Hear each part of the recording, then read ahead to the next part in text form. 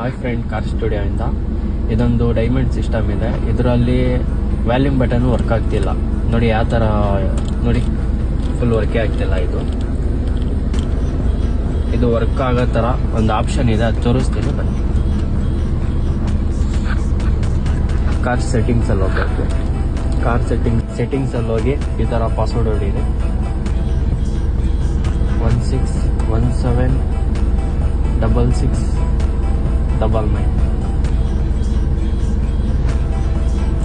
ಹೊಡೆದಾದ್ಮೇಲೆ ಈ ಥರ planning button ಅಂತ ಬರುತ್ತೆ. ಅದಾದಮೇಲೆ ಇಲ್ಲಿ ಸೆಟ್ಟಿಂಗ್ಸ್ ಬರುತ್ತೆ, ಪ್ಲಾನಿಂಗ್ ಬಟನ್ ಸೆಟ್ಟಿಂಗ್ ಅಂತ.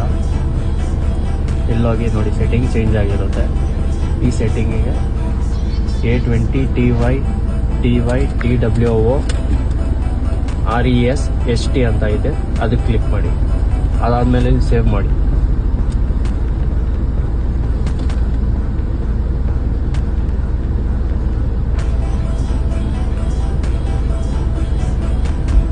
ಅದಾದಮೇಲೆ ರೀಸ್ಟಾರ್ಟ್ ಆಗುತ್ತೆ.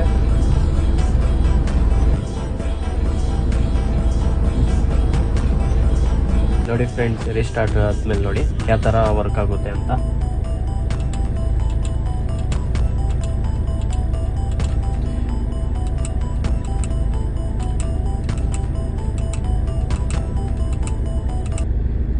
ಈ ಥರ ಏನಾದರೂ ಅಪ್ಡೇಟ್ ಬೇಕಿದ್ರೆ ಕಾರ್ ಸ್ಟುಡಿಯೋ ಅಕೌಂಟಿಗೆ ಫಾಲೋ ಮಾಡಿ.